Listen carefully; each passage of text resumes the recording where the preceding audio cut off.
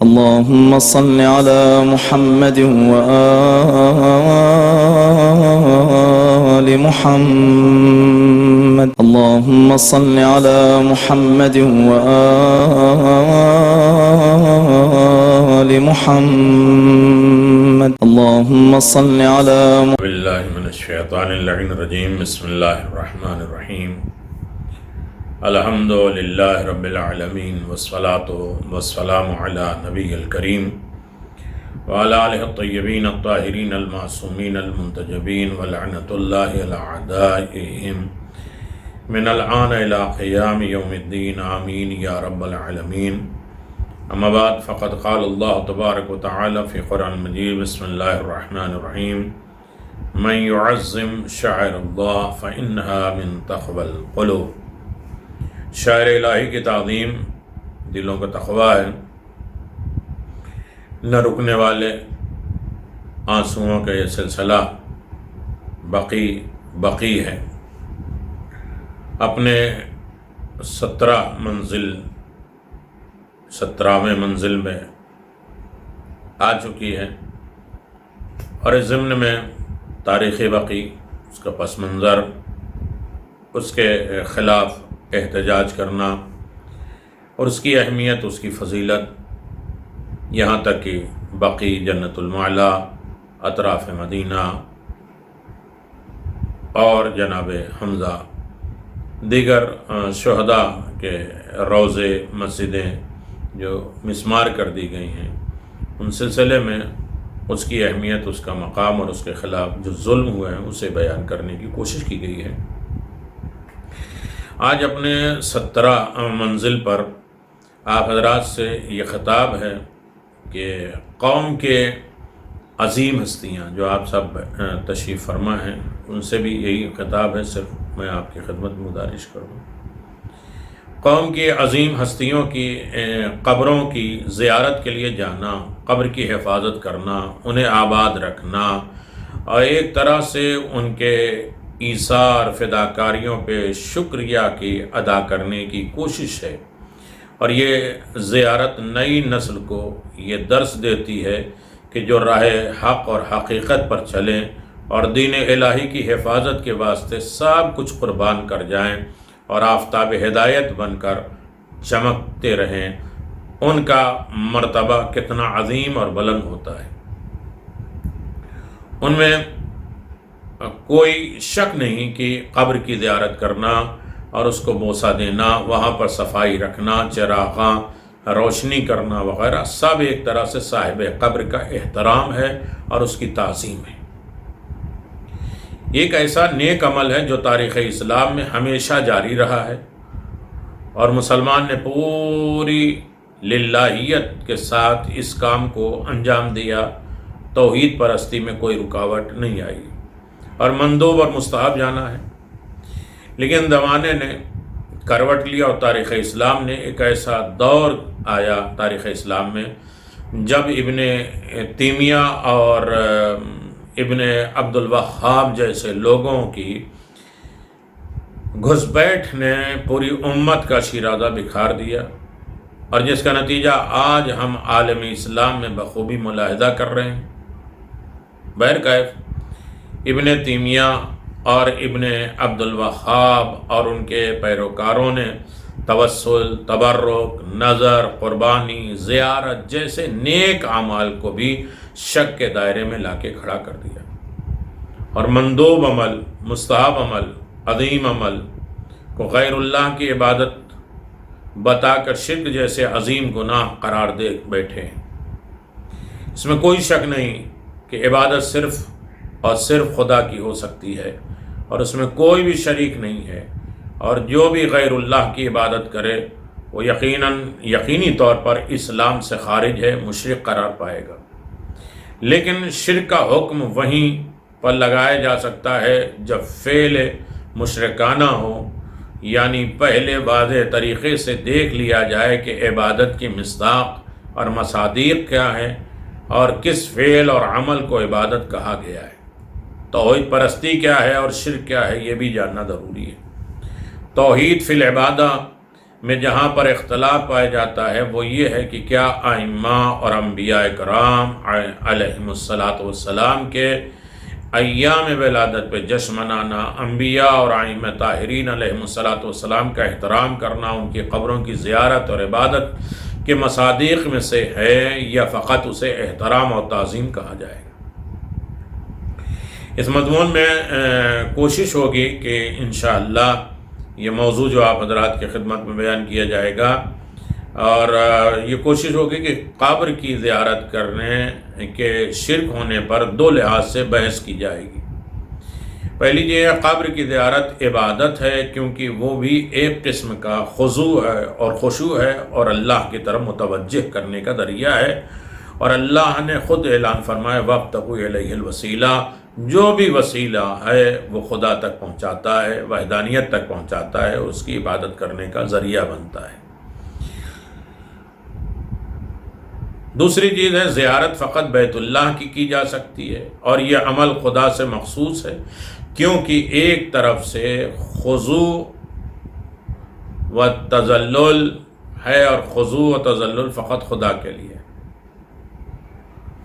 اسی طرح عبادت کی توسیع اور زیارت پر اس کی تطبیق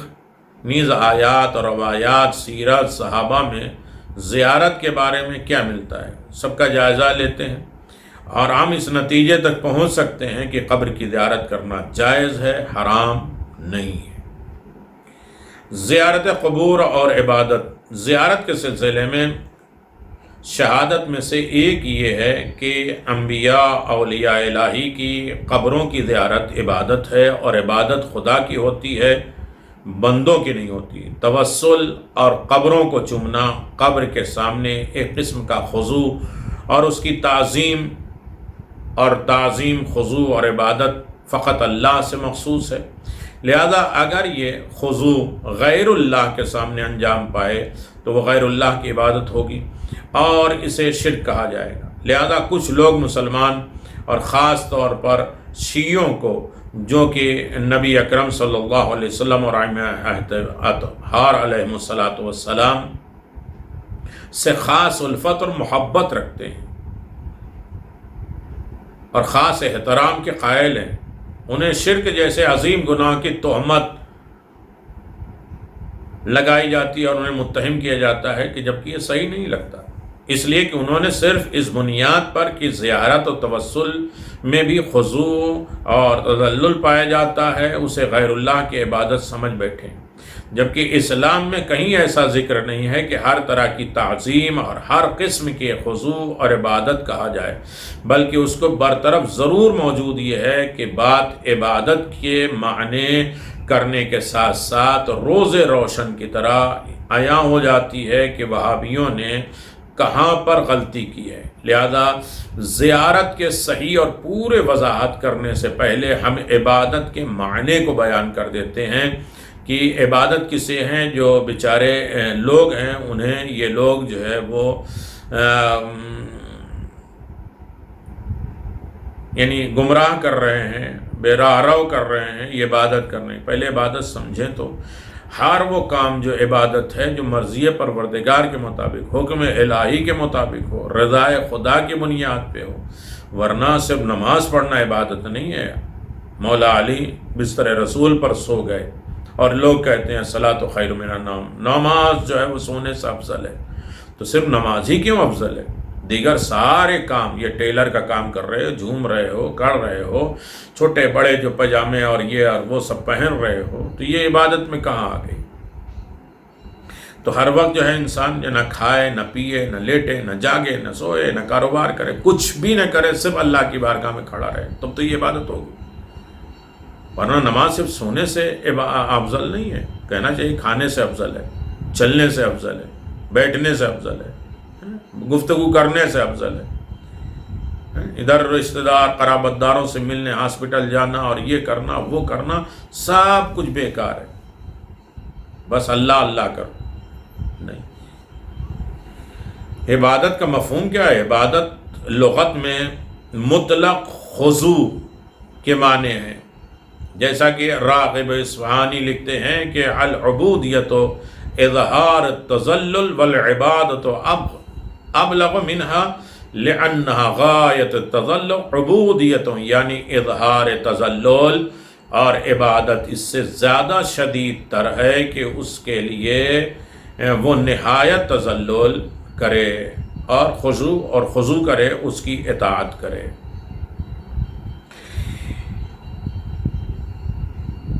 ابن منظور عبادت کی تعریف میں لکھتے ہیں کہ وَأَصْلُ الْعُبُودِيَّةُ الْخُضُوعُ وَتَضْلِيلُ عبودیت یعنی خضوع اور تذلل ہے۔ فراد آبادی لکھتے ہیں کہ وَالْعِبَادَةُ وَالطَّاعَةُ عبادت یعنی اطاعت ہے۔ تفسیروں میں بھی عبادت کے سلسلے میں یہی معنی بیان کیے گئے ہیں کہ عبادت تذلل اور خضوع یا حد درجہ کے خضوع اور تذلل کو کہا جاتا ہے، اور بہت سی تفسیروں میں موجود ہے کہ آپ اس کا ملاحظہ کریں، چاہے جرید الطبری، جامع البیان فی تفسیر القرآن،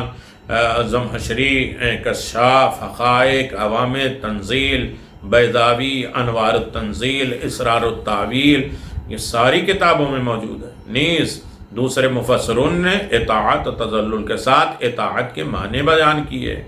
یعنی عبادت یعنی اطاعت، اللہ کا حکم جو ہے اسے فالو کرنا۔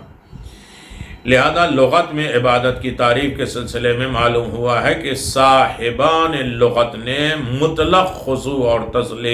تذلل کو معنی بیان کیا ہے، لیکن قرآنی آیات اور روایات کو مد نظر رکھتے ہوئے معلوم ہوتا ہے کہ خضوع عبادت کے عام معنی میں ہے، کیونکہ قرآن اور احادیث میں بہت سی ایسے اعمال کے سلسلے میں حکم ملتا ہے کہ جس میں خضوع اور تذلل پایا جاتا ہے، لیکن اسے غیر اللہ کی عبادت میں شمار نہیں کیا جاتا۔ اس کی چند مثالیں میں آپ کی خدمت میں گزارش کر دوں کہ حضرت آدم علیہ السلام کے لیے جو سجدہ کیا گیا ہے، وَإِذْ قُلْنَا لِلْمَلَائِكَةِ اسْجُدُوا لِآدَمَ فَسَجَدُوا إِلَّا إِبْلِيسَ أَبَىٰ وَاسْتَكْبَرَ وَكَانَ مِنَ الْكَافِرِينَ۔ اور یاد کرو وہ موقع جب ہم نے ملائکہ سے کہا کہ آدم علیہ السلام کے لیے سجدہ کرو، تو ابلیس کے علاوہ سب نے سجدہ کیا۔ اس نے انکار اور غرور سے کام لیا اور وہ کافروں میں ہو گیا۔ سورہ بقرہ آیت نمبر 34۔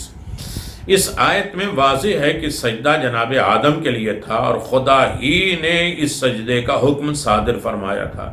اس لیے عبادت غیر اللہ شمار نہ کیا جائے۔ ملائکہ بھی سجدہ کرتے ہیں اور وہ بھی خدا کا کرتے ہیں، لیکن خدا کے حکم پر کرتے ہیں۔ تو ملائکہ کے اس سجدے کی وجہ سے انہیں مشرک نہ کہا جائے۔ ملائکہ معاذ اللہ مشرک نہیں ہے، وہ حکم خدا کی اطاعت کر رہے ہیں۔ جہاں بھی جیسا بھی حکم ہوگا اس کے آگے سر تسلیم کو خم کر دینا، یہ تعظیم ہے، شرک نہیں ہے۔ دوسری بات، جناب یعقوب اور ان کے فرزندوں کا جناب یوسف کے صاحب نے سجدہ ورفع ابویہ علی العرش خضوع لہ سجدا، اور انہوں نے والدین کے بلند مقام پر تخت پر جگہ دی اور سب لوگ یوسف کے سامنے سجدے میں گر پڑے۔ سورہ یوسف آیت نمبر 100۔ اس سے بھی یہی سمجھ میں آتا ہے کہ جناب یوسف کے بھائیوں نے انہیں ہی سجدہ کیا تھا، جبکہ عبادت کے عنوان سے خدا کے علاوہ کسی اور کے لیے بھی سجدہ جائز نہیں ہے، جس سے ظاہر ہوتا ہے کہ ہر سجدے کو عبادت نہیں کہا جا سکتا ہے، بلکہ تعظیم اور تکریم کا سجدہ بھی موجود ہے۔ ہم کسی قبروں پر سجدہ اس لیے نہیں کرتے، روضے پر سجدہ نہیں کرتے انہیں خدا مان کر، ان کی تعظیم، ادب، احترام۔ جب ماں کے لیے ہم جھک جاتے ہیں، ماں کے قدموں کا بوسہ لینا جائز ہے، یا رسول کے زمانے میں ماں کی قبر کا بھی بوسہ لینا جائز ہے، تو وہ جو ہادیان رہبر ہیں، وہ جو قائد ہیں، جنہوں نے ماں کا رتبہ ہمیں بتایا ہے، ماں کی مقام اور منزلت ہمیں بتائی ہے، ان کے سامنے جھکنا خدائی کے اعتبار سے نہیں ہے، تعظیماً۔ اور اسی سے بھی یہی سمجھ میں آتا ہے کہ جناب یوسف کے بھائیوں نے انہیں سجدہ کیا، لیکن وہ تعظیماً سجدہ تھا۔ آپ دیکھیے طباطبائی ترجمہ تفسیر المیدان اور تفسیر نمونہ جلد نمبر 10 صفحہ نمبر 82، یہ ساری چیزیں ہیں کہ اسے تعظیم قرار دیا گیا ہے، عبادت نہیں قرار دیا گیا ہے۔ یعنی ان کی معبود سمجھ کے ان کا سجدہ نہیں کریں۔ خانہ خدا کے طواف کا حکم ہے لیطوفوا بالبیت العتیق، اور اس قدیم ترین مکان کا طواف کرو، سورہ حج 29 نمبر۔ خدا نے مومنین کو حکم دیا کہ خانہ کعبہ کا طواف کریں، اور ہر سال مومنین مکہ تشریف لے جاتے ہیں، پورے سال اس کی تعظیمیں جاری رہتی ہے تاکہ خانہ کعبہ کے طواف کریں۔ اور خانہ کعبہ ظاہری اعتبار سے ایک چہار دیواری ہے، پتھر کا گھر ہے، اور گھر کے سوا اور کچھ بھی نہیں ہے، وہاں خدا نہیں رہتا۔ اگر عبادت کا مطلب مطلق خضوع ہے، صرف خدا کے سامنے جھکنا ہے، تو اس کا مطلب یہ ہوگا کہ لوگ کعبہ اور حجر اسود کی عبادت کرتے ہیں، جبکہ کسی بھی فرد مومن کا یہ نظریہ نہیں ہو سکتا کہ وہ خدا سمجھ کے خدا کے گھر کی عبادت کر رہے ہیں، کہ یہاں خدا بیٹھا ہے اور خدا کی عبادت کر رہے ہیں، ورنہ یہ شرک ہوتا۔ لہذا تمام چیزوں میں خضوع اور تذلل ضروری پایا جانا ہے، لیکن غیر اللہ کی عبادت نہیں ہے۔ تمام مسلمان حج کے موقع پر حجر اسود کا بوسہ لیتے ہیں، اور حجر اسود کا بوسہ لینا فریضہ حج کے مستحبات میں سے ہے۔ اگر اس کو ظاہری اعتبار سے نہ کہ حقیقی اعتبار سے دیکھا جائے تو عمل بالکل مشرکوں کے اعمال کی طرح ہے جو وہ بتوں کے سامنے انجام دیتے تھے، جبکہ ایک کا کام مشرکانہ ہے اور دوسرے کا عمل توحیدی ہے، اور وہ موحدین کی عبادت ہے۔ اس لیے کہ اللہ نے یہاں حکم دیا ہے کہ یہاں جھکو، یہاں چلو، یہاں طواف کرو، تو حکم خدا کی اطاعت ہے، حکم خدا پر عمل پیرا ہے، اور حکم خدا پر عمل پیرا ہونا یہ شرک نہیں ہے بلکہ عبادت ہے۔ سبحانی، منشور، جاوید، قرآن نمبر 1، یہ ساری چیزوں میں موجود ہے۔ اور اس سلسلے کو تھوڑا سا قدرے اور اگر بڑھایا جائے تو یہاں پہ منزل آ جاتی ہے کہ تیسری مثال حضرت رسول خدا صلی اللہ علیہ وآلہ وسلم کے سامنے جناب کے اصحاب کی تواضع اور حضور سرکار کائنات کے سامنے ان کے اصحاب کی انکساری تواضع اور اس حد تک کی تھی کہ ان کے وضو کے پانی، یعنی صحیح بخاری کتاب الوضو میں ہے کہ حضرت کے منہ مبارک یعنی رسول خدا کے بال، صحیح مسلم جلد نمبر 2 صفحہ نمبر 947 میں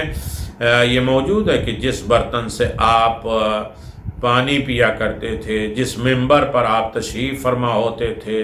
اس سے اپنے آپ کو متبرک کرتے تھے، اسے چومتے تھے، اسے لگاتے تھے، اس برتن کا بھی بوسہ دیتے تھے جس سے آپ پانی پیتے تھے۔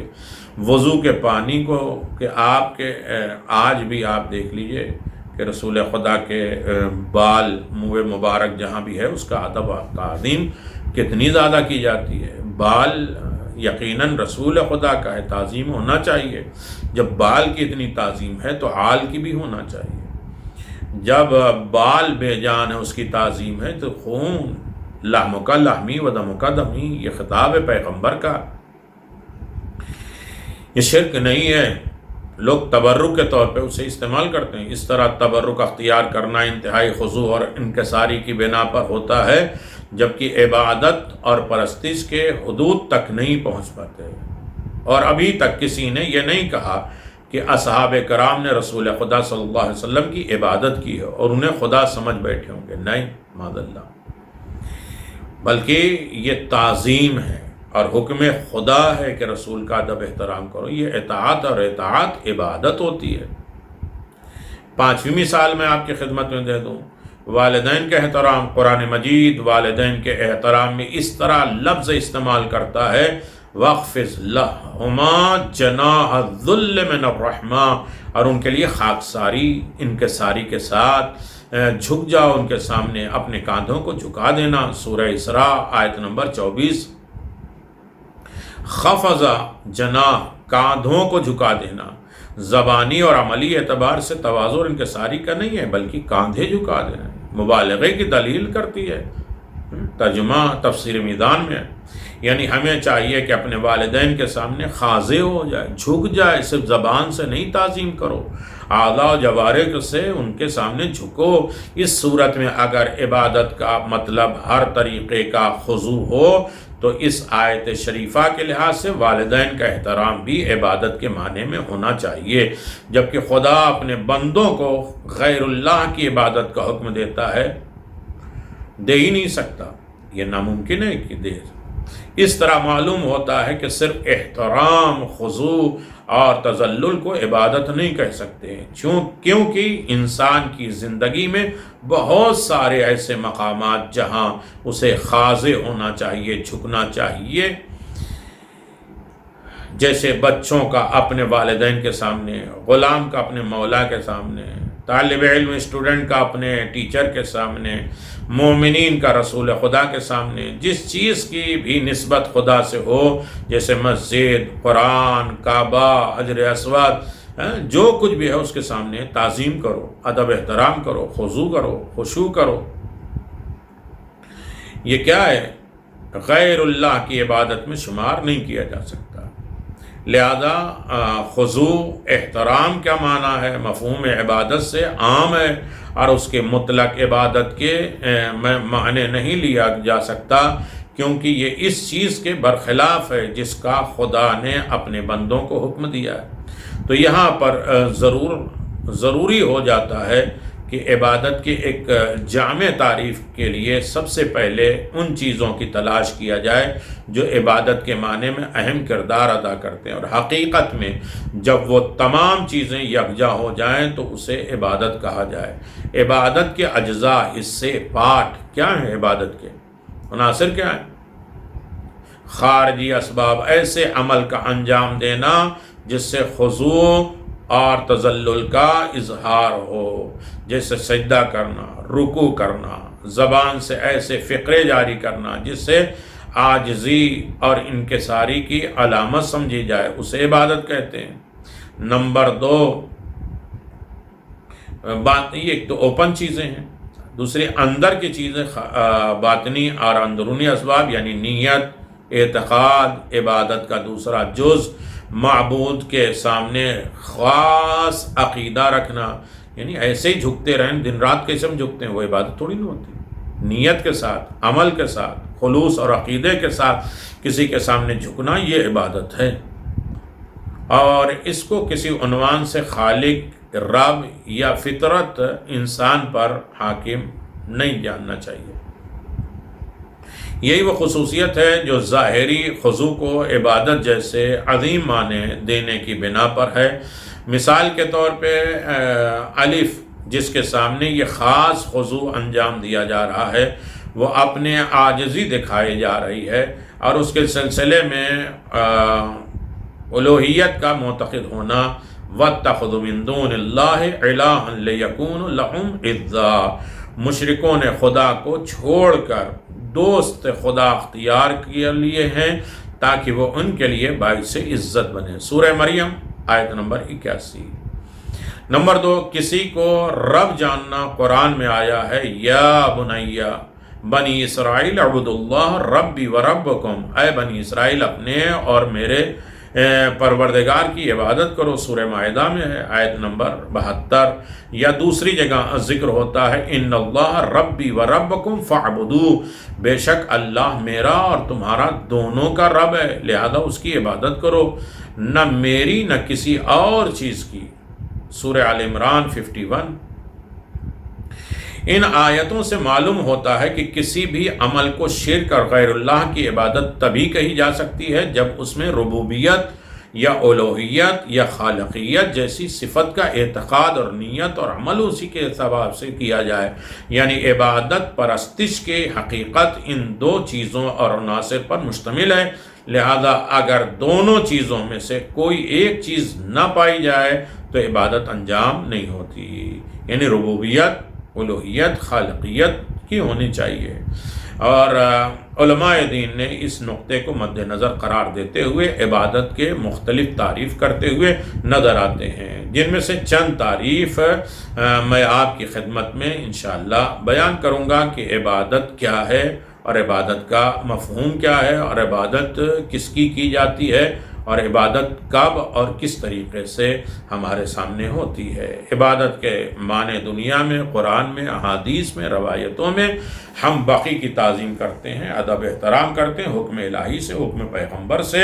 اور یقیناً اللہ نے حکم دیا ہے پیغمبر کی زبان سے قبروں کی، جو صاحب قبر عظیم قبریں ہیں ان کی قدر کیا جائے، ان کی تعریف کیا جائے، ان کے سامنے جھکایا جائے، ان سے التجا کیا جائے، ان سے دعا مانگا جائے، اس لیے کہ قبرستان میں جانے سے انسان دنیا بھول جاتا ہے، آخرت یاد کرتا ہے، اور اپنے تکاثر، اپنے تکافر کو، اپنے فخر و مباحات کو چھوڑ دیتا ہے، اور انسان عزت و کامرانی کی زندگی عنایت کرتا ہے۔ اور یقیناً بہت عظیم قبرستان جو بقی ہے، جنت المعلا ہے۔ میں بار بار یہ گزارش کر رہا ہوں کہ یہ صرف قبرستان نہیں ہے، یہ کورٹ ہے، یہ عدالت ہے، یہ فیصلے کی جگہ ہے۔ اس میں جانا، ان سے دعا کرنا، یہ شرک نہیں ہے، کسی طریقے سے اس میں شرک کہے جانے کے قابل نہیں ہے۔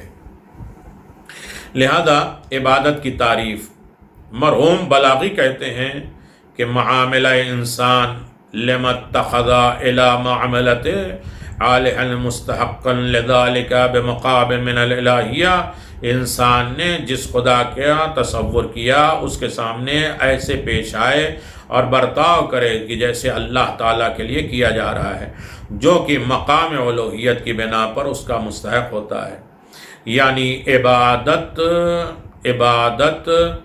الوہیت کے ایمان اور اعتقاد کی بنیاد پر ہے۔ العبادت ما یرونہ مستشعرین بالخضوع لمن اتخذ الخائض اللہ لیوفی ذکر ما یراہ۔ عبادت اس عمل کو کہا جاتا ہے جو انسان کے خضوع کی طرف اشارہ کرتا ہے، اور جس کو خضوع کرنے والے نے اللہ اور معبود کا عنوان قرار دیا، تاکہ اس طریقے سے الوہیت جیسی منزلت رکھنے کے لحاظ سے اس کی عظمت، بلندی اور کبریائی کا حق ادا کر سکتے ہیں۔ محمد جواد بلاغی رحمان تفسیر قرآن میں لکھتے ہیں۔ نمبر 2، جناب کاشف الغداء تحریر فرماتے ہیں، لا ریب انہ لا براء بالعبادت التی لا تکون الا اللہ ومن عات به لغیر اللہ فقد کفر مطلق الخضوع وانعیاد کما یظہر من کلام اہل۔ یعنی بڑی لمبی تعریف ہے، اس میں کوئی شک نہیں ہے کہ عبادت سے مراد مطلق خضوع اور عمل نہیں ہے جسے اللہ کے علاوہ کسی اور کے سامنے انجام نہ دیا جا سکے، اور جو غیر اللہ کے سامنے انجام دے وہ کافر ہوگا، جیسا کہ اہل لغت کے کلام سے ظاہر ہوتا ہے۔ اور اگر یہ معنی صحیح ہوں تو اس کا نتیجہ یہ ہوگا کہ تمام غلام کافر ہوں، اور تمام مزدور اور ملازم اور حاکمیوں کے خادموں کے لیے سب کافر ہو جائیں گے، اس لیے کہ یہ سب بھی ان کے غلام آقا کی خدمت کرتے ہیں، تعظیم کرتے ہیں۔ مزدور اپنے جو ہے وہ باس کے جو ہے وہ اعتبار سے کام کرتے ہیں، ملازمین جن کے نوکر ہیں ان کے اعتبار سے وہ ان کا ادب احترام کرتے ہیں، حاکموں کے سامنے ان کے خادم جھک کے جاتے ہیں، عبادت کرتے ہیں۔ تو کیا یہ سب کفر ہے، شرک ہے؟ بلکہ انبیاء بھی اپنے آباؤ کے سامنے خضوع اور خضوع کے ساتھ پیش ہوتے تھے، کیا معاذ اللہ وہ کافر پائیں گے؟ جعفر کاشف الغداء کا یہ ارشاد ہے۔ خود ایران کے رہبر قائد انقلاب خمینی صاحب عبادت سے مراد یہ ہے کہ کسی کو خدا سمجھ کر اس کی حمد کی جائے، خواہ چھوٹے خدا کے عنوان سے یا بڑے خدا کے عنوان سے، یعنی اپنے نفس کو خدا بنانے یا جو ہے وہ خدا کے سامنے کسی کو بھی خدا سمجھ کر اس کے سامنے جھکے اور اس کی عبادت کرے۔ ان تمام تعریفوں سے معلوم ہوتا ہے کہ صرف اطاعت اور خضوع اور تذلیل کو عبادت نہیں کہا جاتا، تذلل کو عبادت نہیں کہا جاتا ہے، بلکہ یہ انتہائی خضوع اور تذلل ہے، عبادت نہیں ہے۔ بلکہ ایک عمل عبادت اس وقت کہا جاتا ہے جب اس میں کچھ شرطیں پائی جائیں۔ انسان کا عمل خضوع اور خشوع اور تذلل کے ساتھ ہو، جس کی اطاعت کر رہا ہے اس کے خالق یا رب یا اللہ ہونے پر اعتقاد رکھتا ہو، اس معبود کو اپنے تمام کام میں مالک جانتا ہو۔ اب جب معلوم ہو گیا کہ عبادت کے عناصر اجزاء کیا ہیں، تو عبادت کی صحیح تعریف کی جا سکتی ہے، اور وہ یہ تعریف ہو سکتی کہ دوسرے عنصر اور شرط کے مد نظر رکھتے ہوئے ہوگی، کیونکہ پہلا جز یعنی خضوع اور خشوع تو دوسرے اعمال میں پائے جاتے ہیں، لیکن دوسرا عنصر جز یا عمل میں نہیں پایا جاتا۔ لہذا عبادت کی تعریف اس طرح ہو سکتی ہے کہ ہر وہ تعظیم و احترام اور خضوع جو الوہیت اور ربوبیت اور خالقیت جیسے اعتقاد اور یقین اور نیت کے ساتھ انجام پائے اسے عبادت کہتے ہیں۔ خالق سمجھ کے، الوہیت کو جانتے ہوئے، ربوبیت کو سمجھتے ہوئے ان کی عبادت کرنا۔ عبادت کی اس تعریف کے ساتھ انبیاء، اولیاء کی قبروں اور زیارت کا شرک ہونا یہ نہیں ہونا بھی معلوم ہو جاتا ہے کہ زیارت ایک لحاظ سے صاحب قبر کا احترام ہے، تعظیم ہے، ان کے سامنے خضوع ہونا ہے، ان کے سامنے شک نہیں، بلکہ لیکن دوسری طرف یہ بھی واضح ہے کہ ہر طرح کا احترام خضوع عبادت نہیں ہے، بلکہ وہ خضوع عبادت ہے جو ایک خاص اعتقاد اور ایمان کے ساتھ ہو، جیسے کسی کی الوہیت، ربوبیت کا اعتقاد، اور جو شخص کسی غیر اللہ کے رب یا الہ ہونے کا اعتقاد رکھے وہ مشرک ہے۔ لیکن وہ مسلمان جو انبیاء اور ائمہ معصومین علیہم السلام کی قبروں کی طرف زیارت کے لیے تشریف لے جاتے ہیں، وہ ہر لحاظ سے خدا وحدہ لا شریک پر ایمان رکھتے ہیں، اور صاحبان قبر کی نبی، ولی، عبد، صالح، مقرب بندے کی بارگاہ میں ان کو سمجھ کے ان کا ادب و احترام، ان کو سلام کرتے ہیں، اور وہ اعمال جو زائرین زیارت کے موقع پر انجام دیتے ہیں ان کے اعتقاد، ان کے عقیدے، ان کے یقین کو مکمل طور پہ واضح کر رہے ہیں، اور اس اعتقاد پر بضمان قاطع کی حیثیت رکھتے ہیں، اس لیے کہ ہم زیارت کے موقع پر سب سے پہلے زیارت نامہ پڑھتے ہیں، اور اکثر زیارت ناموں میں زیارت پڑھنے سے پہلے 100 بار یا اللہ اکبر کہتے ہیں، اللہ کو یاد کرتے ہیں، تسبیحات پڑھتے ہیں، سورہ قل هو اللہ پڑھتے ہیں۔ یہ سب جو ہے وحدانیت کی علامت ہے کہ ہم خدا کو خدا جانتے ہیں، اس کی الہیت، الوہیت، اس کی ربوبیت، اس کی خالقیت جان کر اس کی عبادت کرتے ہیں، اور اس کے مطابق اس کے بندوں کی اطاعت، جو خاص بندے ہیں ان کی اطاعت کرتے ہیں، وہ اللہ کے حکم پہ اطاعت کرتے ہیں، ان کے ساتھ احترام کرتے ہیں، ادب و احترام کرتے ہیں، اور خدا کے حکم سے یہ وحدانیت ہے، شرک نہیں ہے۔ شرک اللہ کے علاوہ کسی اور کو خدا مان لینے میں ہے، یہ خدا کی بات ماننا یہ شرک نہیں ہے۔ ورنہ ایاک نعبد و ایاک نستعین، ہم تیری ہی عبادت کرتے ہیں، تجھ ہی سے مدد چاہتے ہیں۔ اب جب یہ کہتے ہیں تجھ سے مدد چاہتے ہیں تو اللہ کی کس کس طریقے سے مدد آتی ہے؟ آج گھروں میں جو ہے بیویوں سے مدد لیتے ہیں، اپنے گھروں میں نوکروں سے مدد لیتے ہیں، اپنے ہاتھ سے اپنے کھانے کی مدد لیتے ہیں، اپنے مالک سے مدد لیتے ہیں، اپنے تمام طریقے سے ساری مدد لیتے ہیں نا۔ یہاں سے جانا ہے مدینہ تو فلائٹس کی مدد لیتے ہیں، ٹیکسی کی مدد لیتے ہیں، یہاں تک کہ ساری سواریوں کی مدد لیتے ہیں، پیسے کی مدد لیتے ہیں، پاسپورٹ آفسوں کی مدد لیتے ہیں، ساری مددیں تو ہوتی ہیں۔ تو کیا یہ خدا ہے؟ نہیں، خدا نہیں ہے۔ خدا اور ہے، خدا کی عبادت صرف الوہیت، ربوبیت اور خالقیت کے اعتبار سے ہوتی ہے، لیکن خدا کے حکم کے مطابق اس کی اطاعت کرنا، جس کی طرف وہ جھکا دے اور جدھر حکنے کا حکم دے دے وہ عبادت ہے اور شرک نہیں ہے۔ انشاءاللہ گفتگو جاری رہے گی، دعاؤں میں یاد رکھیے گا، اور خاص طریقے سے جو امام رضا علیہ السلام کی ولادت کے موقع پر جو ایک انٹرنیشنل جو ہے وہ کمپٹیشن رکھی گئی ہے 30 تک اپنے بچوں کا، جو بچیاں ہیں تو وہ باحجاب 9 سال تک، یعنی 1-2 سال سے 9 سال تک کی وہ حصہ لے سکتی ہیں لیکن باحجاب ہوں، اور لڑکے 14 سال کی عمر تک اس میں حصہ لے سکتے ہیں۔ اس میں یہ ہے کہ 5 منٹ کی ریکارڈنگ امام رضا علیہ السلام کے سلسلے میں ان کے معجزات، واقعات، حدیث، دستور، قانون، ولی عہدی، جو کچھ بھی ہے آج ان کے روضے کے کرامات جو ظاہر ہیں وہ بھی 5 منٹ میں بیان کر دیں، اور جس کے ویوز زیادہ ہوں گے اور جس کے زیادہ جو ہے لائک والے زیادہ ہوں گے انہیں خوش نصیب کو 10 لوگوں کو انعام سے نوازا جائے گا۔ اس میں آپ ویڈیو بھیجیں گے اور ویڈیو ہم اپنے اس پر اپلوڈ کریں گے۔ اور اپلوڈ کرنے کے بعد آپ اسے سبسکرائب کریں گے اور اسے لائک کریں گے. جس کے لائک زیادہ ہوں گے انشاءاللہ اسے انعامات سے نوازا جائے گا، سرٹیفکیٹ دیا جائے گا، دعاؤں میں یاد کیا جائے گا، ان کے نام بولے جائیں گے، اور تقریباً 22-24